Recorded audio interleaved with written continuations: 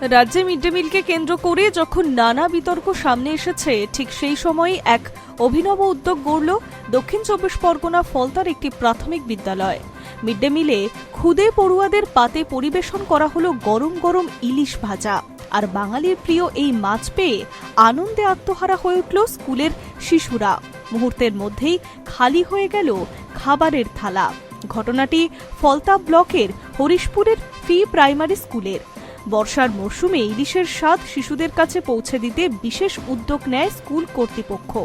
স্কুলে mid day মিলের নিয়মিত মেনুর বাইরে গিয়ে আয়োজন করা হয় ইলিশ উৎসবের। বিদ্যালয়ের শিক্ষক শিক্ষিকাদের তত্ত্বাবধানে ছাত্রছাত্রীদের জন্য পরিবেশন করা হয় ভাতের সঙ্গে সুস্বাদু ইলিশ ভাজা। বিদ্যালয় কর্তৃপক্ষ জানাচ্ছেন, বর্ষা মানেই বাঙালির ঘরে ঘরে ইলিশের আমেজ, কিন্তু আর্থিক কারণে অনেক পরিবারের পক্ষেই এই মাছ কেনা সম্ভব হয় না। তাই ক্ষুদে পড়ুয়াদের মুখে হাসি ফোটাতে এবং তাদের অন্য একটি স্মরণীয় দিনের আয়োজন করতেই এই উদ্যোগ নেওয়া হয়েছে। তিনি বলেন, মরশুমের ইলিশ খেতে সকলেরই ইচ্ছে করে। সেই ভাবনা থেকেই আমাদের ছাত্রছাত্রীদের জন্য এই বিশেষ আয়োজন করা হয়েছে। শুধু খাওয়ানোই নয়, ইলিশ মাছের পুষ্টিগুণ সম্পর্কেও শিশুদের সচেতন করতে হবে। শিক্ষকেরা পড়ুয়াদের বোঝান যে ইলিশে প্রচুর পরিমাণ ওমেগা-3 ফ্যাটি অ্যাসিড, উচ্চমানের প্রোটিন এবং ভিটামিন এ, B12 ও ডি রয়েছে, যা শিশুদের শরীরকে মানসিক বিকাশে সম্পূর্ণ গুরুত্বপূর্ণ ভূমিকা পালন করে থাকে। পাশাপাশি ইলিশের কাঁটা নিয়েও যাতে কোনো সমস্যা না হয় সেই দিকেও বিশেষ নজর রাখা হয়েছে।